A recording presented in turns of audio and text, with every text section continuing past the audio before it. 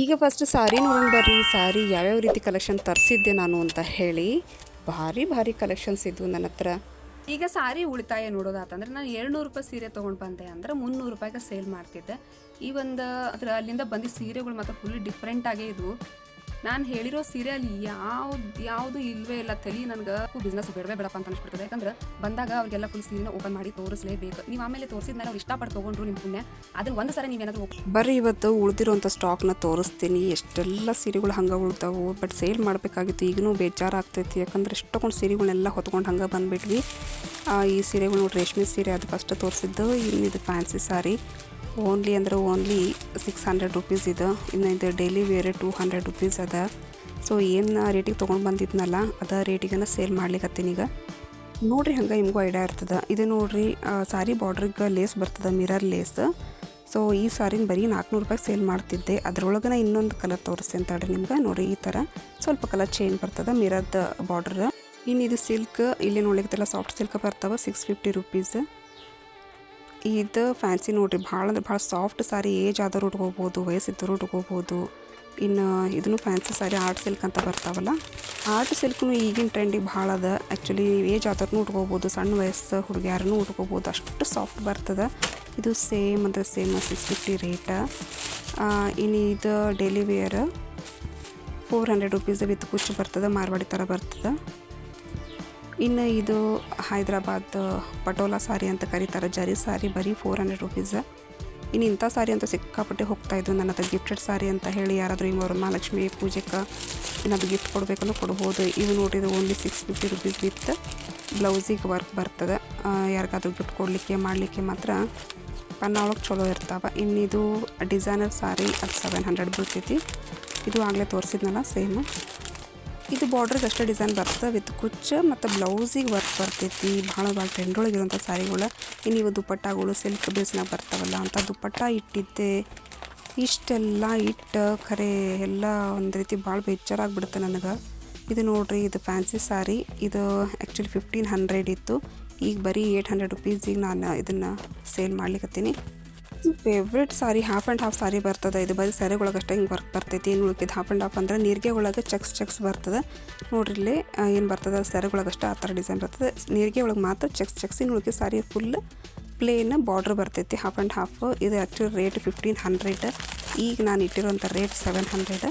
ಇನ್ನಿದು daily wear ಸಾರಿ 500 ಬರ್ತದೆ. ಇದು Lenin ಒಳಗೆ ಬರ್ತದೆ.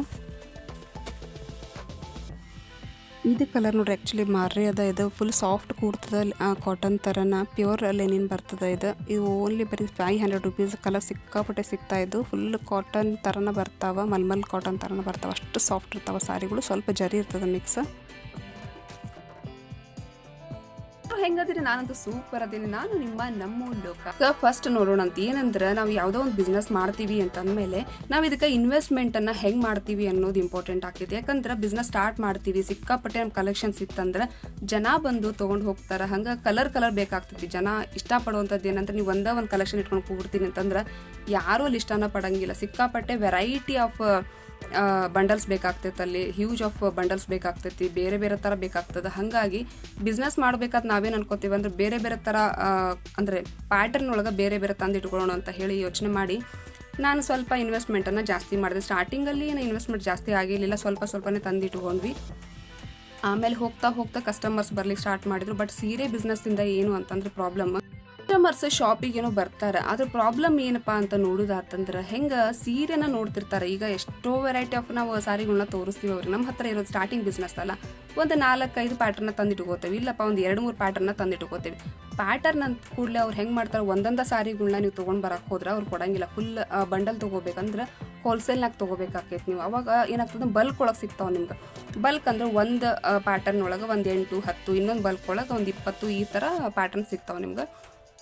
ಬಟ್ ಅಲ್ಲೇ ಏನಾಗ್ಬಿಡ್ತೈತೆ ಅಂದ್ರೆ ಅಮೌಂಟ್ ನಮ್ಗೆ ಅಲ್ಲೇ ವೇಸ್ಟ್ ಆಗಿಬಿಡ್ತೈತಿ. ಯಾಕಂದ್ರೆ ಜನ ಬಂದವರು ಚೇಂಜ್ ಕೇಳ್ತಾರೆ, ಬೇರೆ ಬೇರೆ ವೆರೈಟಿನ ಇಲ್ಲ ಇವ್ರ ಹತ್ರ ಅಂತ ಹೇಳಿ ಫುಲ್ ಬೋರ್ ಆಗಿ ಹೋಗ್ಬಿಡ್ತಾರೆ. ಇದು ಒಂದು ಸಾರಿದು ಮೇನ್ ಪ್ರಾಬ್ಲಮ್.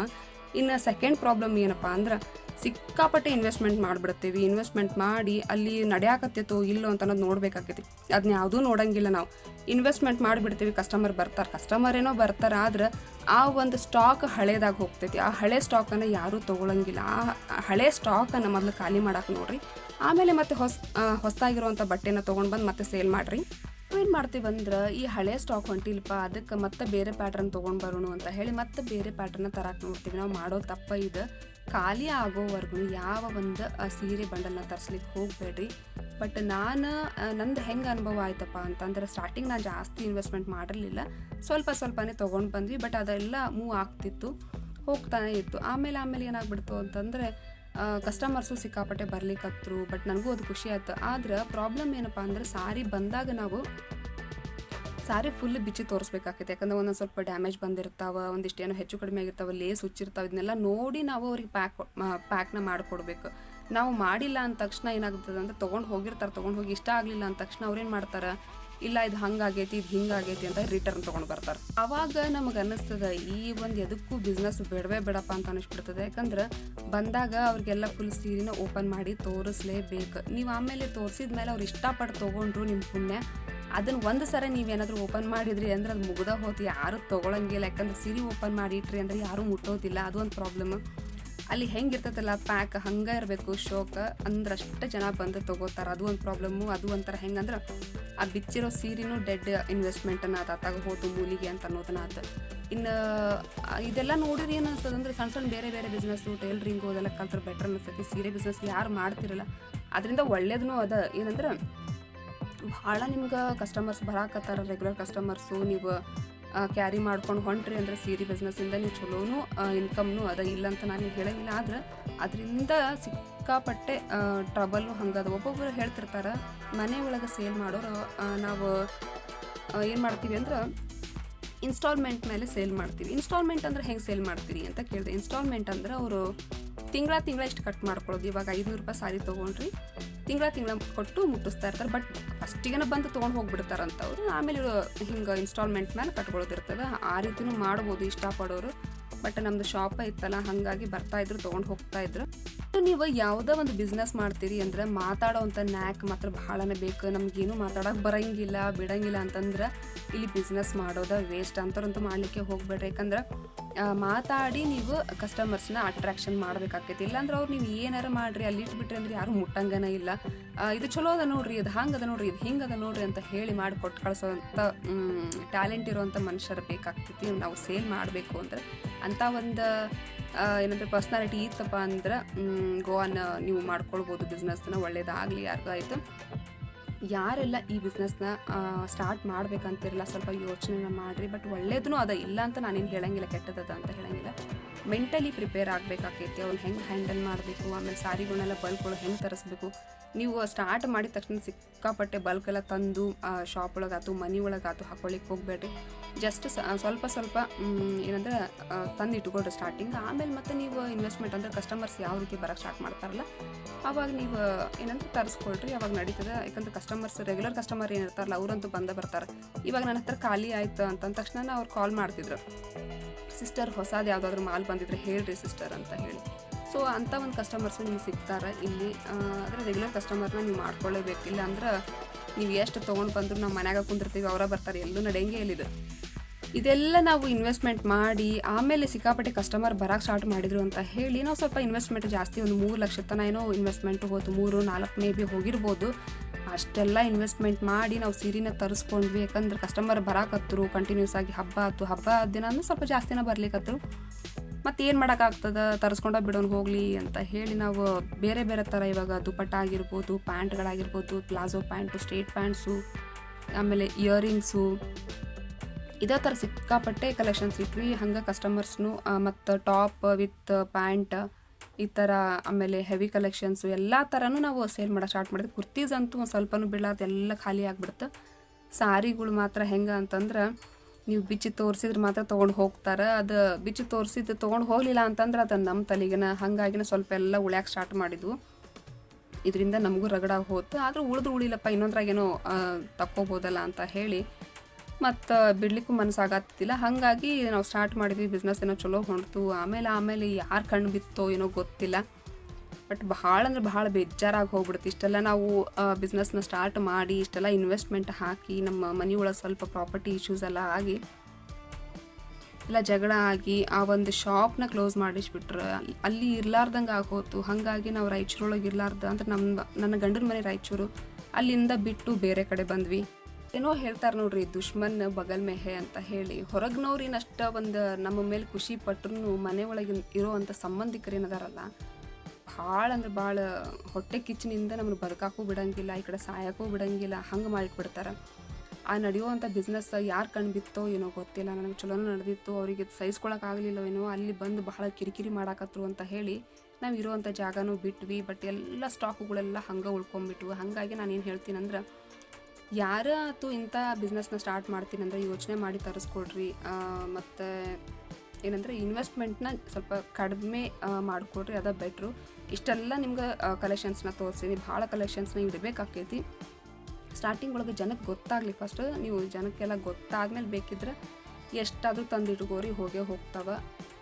ಈ ವಿಡಿಯೋ ಏನಂದ್ರೆ ನಿಮ್ಗೆ ಹೆಲ್ಪ್ ಆಗಲಿ, ಯಾರೆಲ್ಲ ಬಿಸ್ನೆಸ್ ಮಾಡ್ಲಿಕ್ಕೆ ಇಷ್ಟಪಡ್ತೀರಿ, ಹೊಸ ಹೊಸ ಬಿಸ್ನೆಸ್ನ ಮಾಡೋಣ, ಮನ್ಯಾಗ ಕೂತ್ಕೊಂಡು ಏನು ಮಾಡೋದು ಅಂತ ಹೇಳಿ ಯೋಚನೆ ಮಾಡ್ತಿರ್ತೀರಿ. ಆದ್ರೆ ನೀವು ಇಂಥ ಬಿಸ್ನೆಸ್ಸನ್ನು ಮಾಡ್ತೀರಿ ಖರೆ ನಿಜ, ಫಸ್ಟ್ ಯೋಚನೆ ಮಾಡಿರಿ, ಇದಕ್ಕೆ ಇನ್ವೆಸ್ಟ್ಮೆಂಟ್ ಮಾಡಬೇಕು ಬೇಡವೋ ಅಂತ ಹೇಳಿ ಯೋಚನೆ ಮಾಡಿ ನೀವು ಬಿಸ್ನೆಸ್ಸನ್ನು ಸ್ಟಾರ್ಟ್ ಮಾಡಿರಿ. ಇವಾಗಲೂ ಕೂಡ ಎಲ್ಲ ಮಾಲ್ ಹಂಗದ, ಹಾಗಾಗಿ ನನಗೆ ನೋಡಿ ಒಂದ್ಸರಿ ಬೇಜಾರಾಗ್ತಿರ್ತೈತಿ. ಎದಕ್ಕಾದ್ರೂ ತೊಗೊಂಡು ವಿಚಾರ ಮಾಡಬೇಕಾಗಿತ್ತು, ಎಷ್ಟೋ ಒಂದು ಇನ್ವೆಸ್ಟ್ಮೆಂಟ್ ಮಾಡಿ ತೊಗೊಂಡು ಬಂದುಬಿಡ್ತೀವಿ. ಇಂಥ ಒಂದು ಬಿಸ್ನೆಸ್ಗಳಿಗೆ ಹೆಚ್ಚಾಗಿ ಬರೀ ದೃಷ್ಟಿಯಾಗಿಯೇ ಅರ್ಧ ಹಾಳಾಗಿರುವಂಥ ಚಾನ್ಸಸ್ನು ಭಾಳ ಅದಾವ.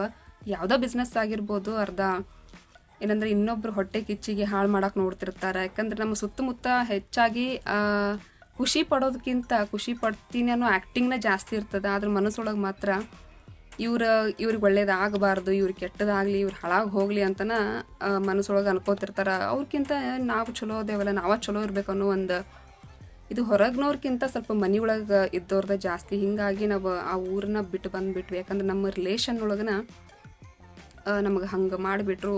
ಭಾಳ ಅಂದ್ರೆ ಭಾಳ ಇನ್ವೆಸ್ಟ್ಮೆಂಟ್ನು ಮಾಡಿದ್ವಿ. ನಮ್ಗೆ ಹೆಂಗಾಗ್ಬಿಡುತ್ತಂದ್ರೆ, ಯಾಕಾದರೂ ಈ ಇನ್ವೆಸ್ಟ್ಮೆಂಟ್ನ ಮಾಡಿದ್ವು ಎಲ್ಲ ತಂದು ಈಗ ಮನೆಗೆ ಸುರ್ಕೊಂಡ್ಬಿಟ್ಟೇವಿ, ಏನು ಮಾಡೋದು, ಮನೆ ಏನಾದರೂ ನಾವು ಚೇಂಜ್ ಮಾಡಬೇಕು, ಬೇರೆ ಮನೆ ಹಿಡಿಬೇಕಾದ್ರೂ ಎಷ್ಟೆಲ್ಲ ಮಾಲ್ ಹಂಗೆ ಕುಂತದ. ಆಮೇಲೆ ಚಳಿಗಾಲ ಬಂತು, ಮಳೆಗಾಲಕ್ಕೆ ಬಂತಂದ್ರೆ ಸ್ಮೆಲ್ ಆಗ ಸ್ಟಾರ್ಟ್ ಮಾಡ್ತಾವೆ, ಮೇಂಟೈನ್ ಮಾಡಬೇಕಾಕೈತಿ.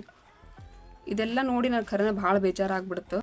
ಮನೆಯವ್ರಿಗೆ ನಾನು ಹೇಳಿದ್ದೆ ಮುಂಚೆನ, ವಿಚಾರ ಮಾಡಿರಿ ಈ ಒಂದು ಬಿಸ್ನೆಸ್ ಮಾಡಬೇಕಾದ್ರೆ. ಯಾಕಂದ್ರೆ ಸಾರಿ ಬಿಸ್ನೆಸ್ಸು ಸುಮ್ಮನೆ ಅಲ್ಲ, ನೀವು ಕುರ್ತಿ ಬಿಸ್ನೆಸ್ ಮಾಡ್ತೀರಿ, ಬೇರೆ ಬೇರೆ ಟೈಲರಿಂಗ್ ಮಾಡ್ತೀರಿ ಅಂದರೆ ಅದೇನೋ ಬೇರೆನೇ ಇರ್ತದೆ.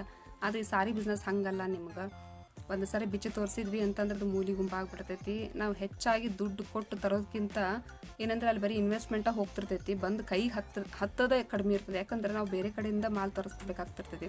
ಇವಾಗ ನಾನು ತರಿಸ್ತಿದ್ದಿದ್ದು ಎಲ್ಲಿಂದಪ್ಪ, ನಾನು ಸೀರೆಗಳ್ನ ಹೈದ್ರಾಬಾದಿಂದ ತರಿಸ್ತಿದ್ದೆ, ದೆನ್ ಸೂರತ್ತಿಂದ ಬರ್ತಾಯಿದ್ವು, ಮತ್ತು ಗದ್ವಾಲ್ ಸೀರೆ ಅಂತ ಹೇಳಿ ಒಂದು ಕಾಟನ್ ಜರಿ ವಿತ್ ಜರಿ ಬರ್ತಾಯಿದ್ವು. ಬಟ್ ಭಾಳ ಅಂದ್ರೆ ಭಾಳ ಜನ ಕೇಳ್ತಾಯಿದ್ರು, ಈ ಏಜ್ಡ್ ಅಮ್ಮಗಳೆಲ್ಲ ಭಾಳ ಇಷ್ಟಪಡ್ತಿದ್ರು ಆ ಸಾರಿಗಳ್ನ. ಹಾಗಾಗಿ ಅಂಥ ಸಾರಿಗಳ್ನ ಸ್ವಲ್ಪ ಜಾಸ್ತಿ ಅಂದರೆ ನಾವೇ ನೇಯಿಸಿ ತರಿಸ್ತಾ ಇದ್ವಿ.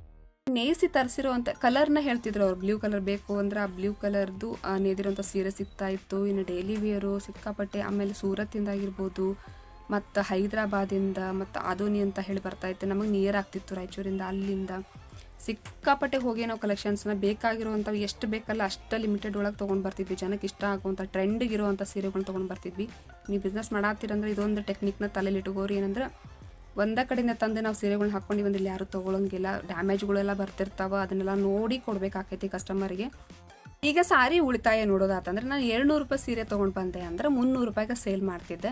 ಈ ಒಂದು ಜಾಸ್ತಿ ದುಡ್ಡನ್ನು ಇಡಕ್ಕೆ ಹೋಗಬಾರ್ದು. ಯಾಕಂದ್ರೆ ಬರುವಂಥ ಕಸ್ಟಮರ್ಸು ಇಲ್ಲಿ ನಾವು ಒಂದು ಸೀರೆನ ಕಳಿಸೋದಕ್ಕಂದ್ರೆ ಸೇಲ್ ಮಾಡೋಕೆ ನೋಡ್ತೀವಿ. ಆದ್ರೆ ನೀವು ಸ್ವಲ್ಪ ಕಡಿಮೆ ರೇಟಿಗೆ ಇಟ್ರಿ ಅಂದರೆ ಒಂದು ಸೀರೆ ಹೋಗೋ ಜಾಗದಲ್ಲಿ ಒಂದು 4 ಸೀರೆನಾದರೂ ಹೋಗ್ತಾವೆ. ಹಂಗೆ ರೇಟನ್ನು ಇಡಬೇಕಾಕೈತಿ ನಾವು. ಯಾಕಂದ್ರೆ ಕಸ್ಟಮರ್ ಅಟ್ರಾಕ್ಷನ್ ಮಾಡೋಕೆ ನೋಡಬೇಕು, ಇಷ್ಟು ಕಡಿಮೆ ಅದಾವಲ್ಲ ಬೆಲೆ ಅಂತ ಹೇಳಿ. ನಾವೇನು ಮಾಡ್ತೀವಿ, ಒಂದೇ ಸೀರೆಗೆ ಡಬಲ್ ಇಡಕ್ಕೆ ನೋಡ್ತಿರ್ತೀವಿ. ಎಷ್ಟೋ ಜನಕ್ಕೆ ಕೇಳಿದೆ ನಾನು, 400 ರೂಪಾಯಿ ತೊಗೊಂಡು ಬಂದರೆ ಅದಕ್ಕೆ ಮತ್ತೆ ಆ್ಯಡ್ ಮಾಡ್ಕೊಂಡು 800 ರೂಪಾಯಿಗೆಲ್ಲ ಸೇಲ್ ಮಾಡ್ತೀವಿ, ಡಬಲ್ ನಾವು ದುಡಿತೀವಿ ಅಂತ ಹೇಳಿ. ಬಟ್ ದುಡಿತೀರಿ, ಅಷ್ಟಾಗಿ ಅವ್ರ ಕಮಿಷನ್ನು ಬರ್ತಿರಂಗಿಲ್ಲ, ಅಂದರೆ ಅಷ್ಟಾಗಿ ಉಳಿತಾಯ ಆಗೋದಿಲ್ಲ. ಅದು ಬಿಟ್ಟು ನೀವು ಸ್ವಲ್ಪ ರೇಟನ್ನು ಕಡಿಮೆ ಇಡ್ರಿ. ಅದಕ್ಕೆ ಹೆಂಗಂದ್ರೆ ನಿಮ್ಗೆ ಒಂದು ಬಿಟ್ಟು 4 ಸೀರೆ ಹೋಗ್ತಾವೆ. ಮತ್ತು ಬೇರೆದ್ರಾಗ ಅದಕ್ಕೆ ಒಂದು 10 ರೂಪಾಯಿ 20 ರೂಪಾಯಿ ಜಾಯಿನ್ ಮಾಡ್ಕೊಳ್ಳಿಕ್ಕೂ ಬರ್ತದೆ. ಇಷ್ಟೆಲ್ಲ ಆಯಿತು.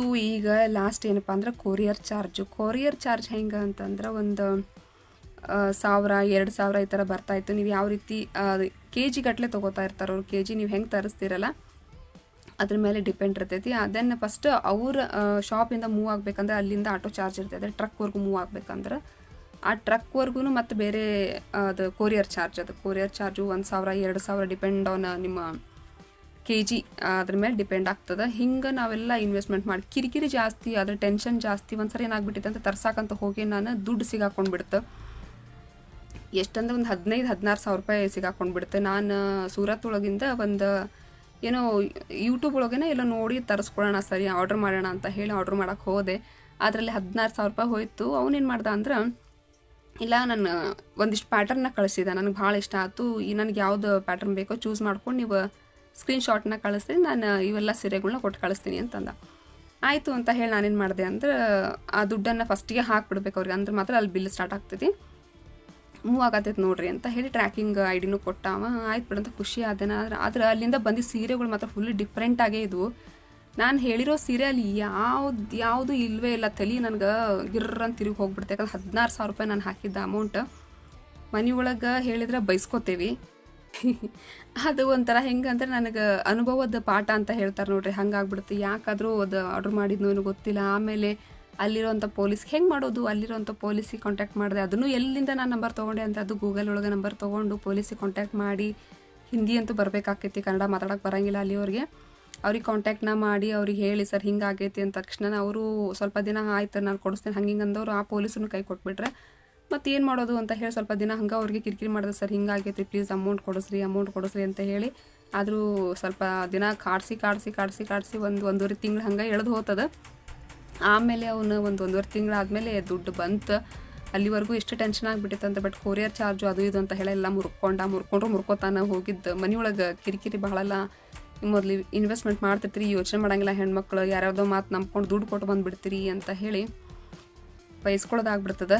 ಅದೊಂಥರ ನನಗೆ ಟೆನ್ಷನ್, ಇನ್ನೂವರೆಗೂ ಸಿಕ್ಕಾಪಟ್ಟೆ ದೊಡ್ಡ ಟೆನ್ಷನ್ ಅದು. ಹಿಂಗೆ ಯಾರಾದರೂ ಹೇಳಿದ್ರಂದ್ರೆ ಅವರಿಂದ ಸ್ವಲ್ಪ ದೂರ ಇರ್ರಿ, ನೀವೇ ಹೋಗಿ ಖುದ್ದಾಗಿ ನೋಡಿಕೊಂಡು ತೊಗೊಳೋದು ಚಲೋ. ಯಾಕಂದ್ರೆ ನಾವು ಹೊರಗಡೆಯಿಂದ ಆನ್ಲೈನಾಗಿ ತರಿಸ್ತೀವಿ. ಆನ್ಲೈನ್ ಅಂದ್ರೇನು ಈಗ ಸೂರತ್ತಿಂದ ಏನು ತರಿಸ್ತಾವಲ್ಲ ಬಿಸ್ನೆಸ್ ಏನು ಮಾಡೋರಿಗೆ, ಆನ್ಲೈನ್ ಅಂತ ನಾನು ಇವಾಗ ಈ ಫ್ಲಿಪ್ಕಾರ್ಟು ಅಮೆಝಾನ್ ಹೇಳೋದು ಅಲ್ಲಿಂತ ಚಲೋ ತರಿಸ್ಕೋತಿರ್ತೀರಿ ನೀವು. ಬಟ್ ಇಂಥ ಕಡೆ ಬಿಸ್ನೆಸ್ ಮಾಡ್ತಿರ್ಬೇಕಾದ್ರೆ ಭಾಳ ಹುಷಾರಾಗಿರಿ. ಅಟ್ರಾಕ್ಷನ್ ಮಾಡ್ತಾರೆ ಅವ್ರು ನಿಮ್ಗೆ, ಇದನ್ನ ತೊಗೊಳ್ರಿ ಸಿಸ್ಟರ್, ನಾವು ನಿಮ್ಗೆ ಫ್ರೀ ಕೊಡ್ತೀವಿ, ನಮ್ಗೆ ಆಮೇಲೆ COD ಕೊಡ್ರಿ, ಏನೂ ಕೊಡೋದಿಲ್ಲ ಅವರು. COD ಅಂದ ತಕ್ಷಣ ಏನು ಫುಲ್ ಖುಷಿಯಾಗಿ ಮನೆಗೆ ಬಂದಮೇಲೆ ದುಡ್ಡನ್ನು ಕೊಡೋದಿರ್ತದೆ ಅಂತ ಹೇಳಿ ನಾನು ಖುಷಿಯಾಗಿದ್ದೆ. COD ಅಂದ್ರೆ ಕ್ಯಾಶ್ ಆನ್ ಡೆಲಿವರಿ ಅಂದ್ರೆ ಅವ್ರು ಆಮೇಲೂ ಬಂದು ತೊಗೊಳೋದು ಏನಿಲ್ಲ, ಸುಳ್ಳದು ನಿಜವಾಗ್ಲೂ, ಅದೊಂಥರ ಫ್ರಾಡ್. ಅವ್ರೇನು ಹೇಳ್ತಾರಂದ್ರೆ ನಾವು ಆಮೇಲೆ ನೀವು ಅಮೌಂಟ್ನ ಕೊಟ್ಟರೆ ಅರ್ಧ ಪೇ ಮಾಡ್ಬೇಕು ನೀವು, ಬಟ್ ಅರ್ಧ ಅಮೌಂಟ್ ಅಲ್ಲಿ ಹೋಗಿಬಿಟ್ಟಿರ್ತೈತಿ. ಬಟ್ ಅವ್ರು ಯಾವ ಮಾಲನ್ನು ಕಳಿಸ್ತಾರೆ ಇದು ಕೂಡ ಒಂಥರ ಫ್ರಾಡ್. ಬಟ್ ಎಲ್ಲರೂ ಅಂತ ಹೇಳಂಗಿಲ್ಲ. ನಾನು ಎಷ್ಟೋ ಜನ ನಾನು ಕೊಟ್ಟು ಕಳಿಸಿದಾರೆ ಅಲ್ಲಿಂದ, ಅವ್ರು ನಂಬ್ಕೊಂಡು ನಾನು ಇನ್ನೊಂದು ಕಡೆ ತೊಗೊಂಡೆ, ಜನರು ಇದ್ದಾರೆ. ಬಟ್ ಭಾಳ ಹುಷಾರಾಗಿ, ಸಿಕ್ಕಾಪಟ್ಟೆ ಹ್ಯೂಜ್ ಅಮೌಂಟ್ ಅದ ಅಂದ್ರೆ ನೀವು ವಿಚಾರ ಮಾಡಿ ಹಾಕ್ರಿ, ವಿಚಾರ ಮಾಡಿ ಇಂಥ ಬಿಸ್ನೆಸ್ಸನ್ನು ಸ್ಟಾರ್ಟ್ ಮಾಡಿರಿ, ಎಲ್ಲರಿಗೂ ಒಳ್ಳೇದಾಗಿ. ಇದ್ರ ಬಗ್ಗೆ ಇನ್ನೂ ನಿಮ್ಗೆ ಹೆಚ್ಚಿನ ಒಂದು ಮಾಹಿತಿ ಬೇಕಂತಂದ್ರೆ ಕಮೆಂಟ್ ಒಳಗೆ ತಿಳಿಸ್ರಿ. ನೆಕ್ಸ್ಟ್ ಮತ್ತು ನಾನು ಇದ್ರ ಬಗ್ಗೆ ವಿಡಿಯೋನ ಹಾಕಲಿಕ್ಕೆ ಟ್ರೈ ಮಾಡ್ತೀನಿ. ಯಾಕಂದ್ರೆ ವಿಚಾರ ಮಾಡಿರಿ, ದುಡ್ಡನ್ನು ಹಾಕಬೇಕು ಬೇಡೋ ಅಂತ ಹೇಳಿ ವಿಚಾರ ಮಾಡಿ. ಇದ್ರ ಬಗ್ಗೆ ಯಾರಾದರೂ ಸ್ವಲ್ಪ ತಿಳಿದವ್ರು ಇದ್ದರೆ ನೀವು ಟ್ರೈ ಮಾಡಿರಿ. ಯಾಕಂದ್ರೆ ಇದೆಲ್ಲ ಫುಲ್ ಸ್ಕ್ಯಾಮ್ ಅದ. ಎಲ್ಲರೂ ಸ್ವಲ್ಪ ಏನಂದ್ರೆ ವಿಚಾರ ಮಾಡಿನೇ ಇಂಥ ಬಿಸ್ನೆಸ್ಗಳಿಗೆ ಕಾಲಿಡೋದು ಒಳ್ಳೆಯದು. ಸೊ ಈ ವಿಡಿಯೋ ಇಷ್ಟ ಆಯಿತು ಅಂತ ತಿಳ್ಕೊತೀನಿ. ಮತ್ತೇನಾದರೂ ಡೌಟ್ ಇದ್ದರೆ ಕಮೆಂಟ್ನಲ್ಲಿ ತಿಳಿಸ್ರಿ. ನೆಕ್ಸ್ಟ್ ವಿಡಿಯೋದಾಗ ಹೇಳೋದಕ್ಕೆ ಟ್ರೈ ಮಾಡ್ತೀನಿ. ನಾನು ನಿಮ್ಮ ನಮೋ ಲೋಕ. ಈ ವಿಡಿಯೋನ ಇಲ್ಲಿಗೆ ಮುಗಿಸೋಣ. ಎಲ್ರಿಗೂ ನಮಸ್ಕಾರ.